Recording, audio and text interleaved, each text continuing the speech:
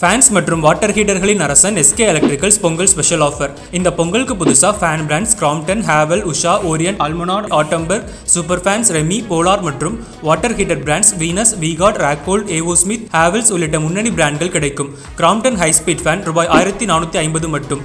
இவைதான் SK electrical super cool offer. Showroom locations NSC Bose road, Govindappa street corner, Parrys, Anna சாலை, Spencer Plaza அருகில் mega showroom, Adyar telephone exchange அருகில் T நகரில் உள்ளன. Offer உள்ளவரை மட்டும். SK electricals, quality and trust சின்சியர்ஸ்.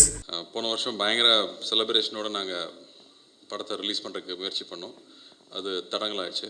எனக்கு முதல் படத்துலேயே அது நடந்திருக்கு. பல தடங்களுக்கு அப்புறம் தான் முதல் படமும் ரிலீஸ் ஆச்சு. அடுத்த படம் அதை விட தடங்களாச்சு. ஸோ தடங்கள் ஒன்றும் புதுசு இல்லை, பழகினது தான். ஆனால் ஞானவேல் இருந்த சுச்சுவேஷனில் அவர் எனக்கு ஆறுதல் சொல்லிட்டு இருக்காரு, நான் அவருக்கு ஆறுதல் சொல்லிட்டு இருக்கேன். நான் என்ன நினைக்கவே நினைக்காதீங்க. நீங்கள் நிம்மதியாக இருங்க, அதுதான் முக்கியம். ஏன்னா நாம் இருக்கிற எல்லா போராட்டத்துலேயும் ஜெயிச்சரணும்னு ஓடுறதுல ஹெல்த்தை விட்டுறோம். அதனால் ஹெல்த்தை மட்டும் செஞ்சு விடாமல் இருந்தீங்கன்னா போதுங்கிறது மட்டும் தான் அவர்கிட்ட நான் சொன்னது. எவ்வளோ ஸ்ட்ரெஸ் இருந்தாலும் அதை மனசுக்கு எடுத்துகிட்டு போகாமல் இருக்கணும்னு அவர்கிட்ட நான் எப்போவுமே நான் கேட்டுப்பேன். சினிமா பற்றி சொல்லும்போது சின்ன வயசில் அப்பா சொன்ன ஞாபகம் இருக்குது. இது மாதிரி ஒவ்வொரு அரசியலையுமே அது யாருக்கு போய் சேரணும்னு எழுதியிருக்குன்னு சொல்லுவாங்க. அது மாதிரி சினிமாவில் இருக்கிற ஒவ்வொரு ஃப்ரேம்லையுமே யார் இருக்கணும்னு எழுதியிருக்குன்னு சொல்லுவாங்க. ஏன்னா அவங்க படம் நடித்து முடிச்சிட்டா கூட கடைசியில் தியேட்டரில் வருவோமான்னு தெரியாது, அது கடைசியில் காணாமல் போயிடும்னு சொல்லுவாங்க. ஸோ அப்படி ஏற்கனவே நிறையா விஷயங்கள் நிர்ணயிக்கப்பட்டிருக்கு. ஸோ ஒரு நல்ல கதை, அதுக்கு தேவையான ஒரு டைரக்டரையும், தயாரிப்பாளரையும், நடிகர்களையும், தொழில்நுட்ப கலைஞர்களையும் அதுவே முடிவு பண்ணிக்கும்னு சொல்லுவாங்க. அது மாதிரி அது ஒரு லொக்கேஷன் அமையும் போதும் சரி, நிறைய சீனியர்ஸ் இந்த வார்த்தையை சொல்லிகிட்டே இருப்பாங்க. அதுக்கு தேவையான விஷயத்தை அதுவே அமைச்சுக்கோன்னு சொல்லிகிட்டே இருப்பாங்க. அதை நம்பினோம்னா நம்ம இன்னும் கொஞ்சம் நிம்மதியாக இருக்கலாம்.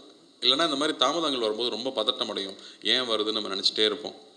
பட் அதை நம்பும்போது நிச்சயமாக அது ஒரு பிளான் பண்ணி அது இப்போ தான் வரணும்னு நினச்சி வருது அப்படிங்கிறது புரிஞ்சுக்கிட்டோம்னா நாம் கவலை இல்லாமல் நம்ம கையில் இல்லாத ஒரு விஷயத்துக்காக நம்ம வருத்தப்படாமல் நிம்மதியாக இருக்க முடியும். அந்த வகையில் இந்த படம் ஒரு பெரிய தாமதத்துக்கு அப்புறம், பெரிய போராட்டத்துக்கு அப்புறமா இன்றைக்கி சேர்ந்துருக்கு.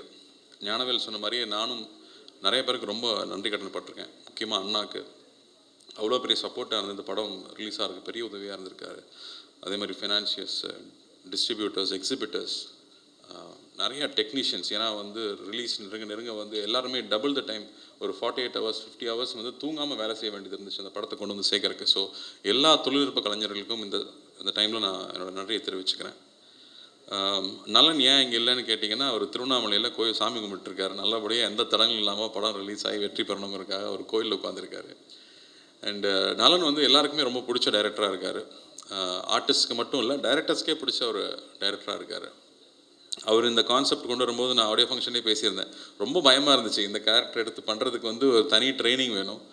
ஆனால் இதுக்கு நான் வரும்போதும் ட்ரைனிங் எடுத்துகிட்டு வரல, கற்றுக்கிட்டு தான் எல்லாமே. பட் பண்ணுறதை சின்சியராக பண்ணணும், எவ்வளோ பெஸ்ட்டாக பண்ண முடியும்னு ஒவ்வொரு நாளும் அதுக்கான ஹோம்ஒர்க் பண்ணி, அவரோட படங்களை திரும்ப பார்த்து, அவரோட க்ளோஸ்அப்ஸை திரும்ப பார்த்து அதை எப்படி கொண்டு வரலாம். ஏன்னா என் முகத்தை என்னாலே கொஞ்ச நேரம் பார்க்கவே முடியாது. அதில் அவர் முகத்தை கொண்டு பொருத்தணும்னா எப்படி பொறுத்துறதுன்றது ரொம்ப பயமாக இருந்துச்சு. பட் நலன் மாதிரி ஒரு டெக்னீஷியன், ஜார்ஜ் மாதிரி ஒரு கேமராமேன் இருக்கும்போது, வெற்றி மாதிரி எடிட்டர்ஸ் இருக்கும்போது அவங்களோட சப்போர்ட்டில் அதை ப்ரெசென்ட் பண்ண முடியும்னு நம்பிக்கை வந்துச்சு. ஸோ ஃபஸ்ட்டு ஒரு சீன் டெஸ்ட் ஷூட் பண்ணி பார்த்ததுக்கப்புறமா தான் ஓகே இந்த வழியில் போயிடலான்னு நினச்சி தைரியமாக கொண்டு வந்தோம். ஆனால் அதுக்கப்புறமா சந்தோஷ் நாராயணனோட இசை டெஃபினட்டாக அது இன்னும் மேலே எடுத்துகிட்டு போயிருக்குன்னு சொல்லலாம். ஏன்னா நலன் யோசிக்கும் போது சொன்னார், ஒரு சூப்பர் ஹீரோ ஃபில்ம் மாதிரி ஒன்று பண்ணணும், ஒரு என்டர்டெய்னிங்கான ஃபில்ம், ஒரு கமர்ஷியல் ஃபில்ம் பண்ணணும். ஆனால் அது மாடர்னாக இருக்கணும். அதுக்கு சூப்பர் ஹீரோ கேரக்டருக்கு எங்கே போகிறதுனா, அது எப்பவுமே சூப்பர்மேன், பேட்மேனாக இருக்கணும்னு அவசியம் இல்லை, கற்பனை கேரக்டராக இருக்கணும்னு அவசியம் இல்லை.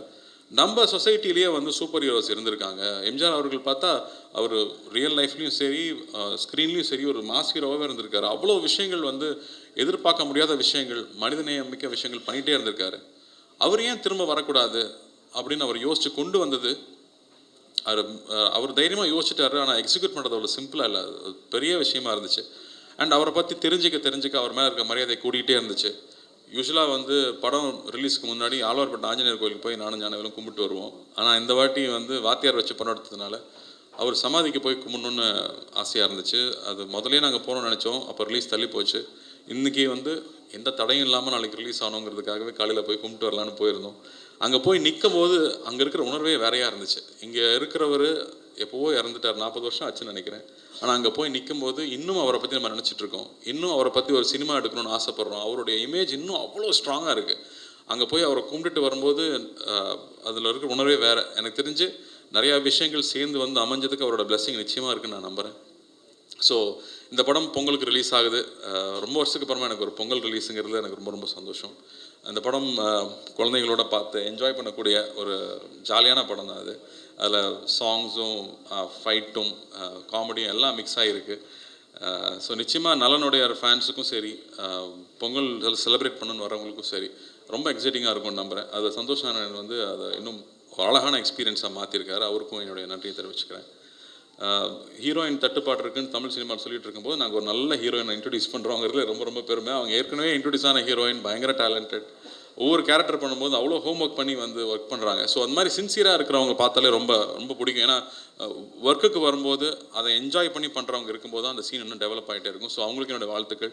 இந்த படம் அவங்களும் ரொம்ப நாளாக வெயிட்டிங், ஒரு படம் ரிலீஸ் ஆகிறதுக்காக ரொம்ப நாளாக வெயிட்டிங். கொஞ்சம் தட்டுனோன்னா அழுதுருவாங்க, அந்தளவுக்கு அவங்க வந்து ஒரு பதட்டத்திலேயே இருக்கிற ஆள். ஸோ அவங்களுக்கும் இந்த படம் பெரிய வெற்றி அமையணும்னு நான் ஆண்டவனை வேண்டிக்கிறேன். சத்யராஜ் மாமா வந்து சொல்லிகிட்டே இருந்தார், கார்த்தி நீ இருக்கிறதுனால நான் அந்த படத்தை மன்னிச்சு விடுறேன்னு சொன்னார். ஸோ உண்மையாக சொன்னோமா நான் பக்தியோடு தான் பண்ணியிருக்கோம். ரொம்ப ரொம்ப ரொம்ப சின்சியராக பக்தியாகவும் அவரை வந்து ஒரு டெமி காட் மாதிரி தான் பார்த்து அவரை ஸ்க்ரீனில் கொண்டு வந்திருக்கோம் அப்படின்னு நான் உங்களுக்கு உத்தரவாதம் கொடுக்க முடியும்னு நினைக்கிறேன். ஏன்னா அங்கே ப்ரொடியூசரோட அப்பாவும் வெயிட் பண்ணிகிட்டு இருக்காரு, என்னடா எடுத்து வச்சுருக்கீங்க பார்க்கலான்ற மாதிரி. ஸோ நிச்சயமாக தைரியமாக உங்களுக்கு காட்டலாங்கிற ஒரு தன்னம்பிக்கை எங்களுக்கும் இருக்குது. அன்பராஜ் சார் நன்றி. கிரண் சார், எவ்ரிடே செட்ஸில் வந்து நீங்கள் பண்ணுறது வந்து அவ்வளோ ரசிச்சிருக்கேன் நான். அந்த ஆர்ட் டெக்கார்னு சொல்லுவாங்க, அது என்னென்னு நான் அப்புறமா கூகுளில் போய் படித்து தெரிஞ்சுக்கிட்டேன். ஆனால் அதை வந்து அவ்வளோ கேஷுவலாக அவர் செட்டில் க்ரியேட் பண்ணது பியூட்டிஃபுல்லாக இருந்துச்சு. ஐ திங்க் நீங்கள் நோட்டீஸ் பண்ணி பார்த்தீங்கன்னா தெரியும், எல்லா பேக்ரவுண்ட்ஸ் அவ்வளோ அழகாக இருக்கும். சுந்தர் சார் வந்து ஒரு நடிப்பு ஆசிரியர்.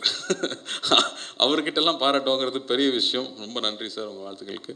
அண்ட் வெற்றி, எவ்வளோ நாள் உட்காந்து செதுக்கியிருப்பீங்கன்னு தெரியும் அந்த படத்துக்கு. உங்களுக்கும் என்னோட நன்றி. And Shilpa, taking bold and unusual characters அவ்வளோ ஈஸி இல்லை. அதை எடுத்துகிட்டு பண்ணதுக்கு உங்களுக்கும் கங்க்ராச்சுலேஷன்ஸ். நம்ம வீட்டில் சம்டைம்ஸ் ரொம்ப டல்லாக உட்காந்துருப்போம். அப்போ வந்து எல்லாம் நன்மைக்கு தான் அப்பா சொல்லுவார். நம்ம அப்போ சொல்லும்போது புரியவே புரியாது, ஆனால் இப்போ புரியுது. ஸோ எல்லாத்துக்குமே ஒரு பிளான் இருக்குது. அந்த வகையில் வந்து விஜய் சார் படம் ஜனநாயகன் தாமதமாக இருந்தாலும் மிக சரியான டைமில் அது கரெக்டாக வரும்னு நான் நம்புகிறேன். அதுக்கு வந்து காலம் சரியான நேரத்தில் கொண்டு வரும்னு நான் நம்புகிறேன். ஏன்னா காலம் நிறையா விஷயங்கள் அந்த மாதிரி டிசைன் பண்ணுது. ஸோ அந்த நம்பிக்கையில் இப்போ பொங்கலுக்கு ரிலீஸ் ஆக போகிற படங்கள் எல்லா படங்களும் பெரிய வெற்றி பெறணும் அண்டு மக்களை சந்தோஷப்படுத்தணும்னு நான் ஆண்டவனை வேண்டிக்கிறேன். நன்றி, வணக்கம். அண்டு எப்பவும் உங்கள் அன்பு தேவை.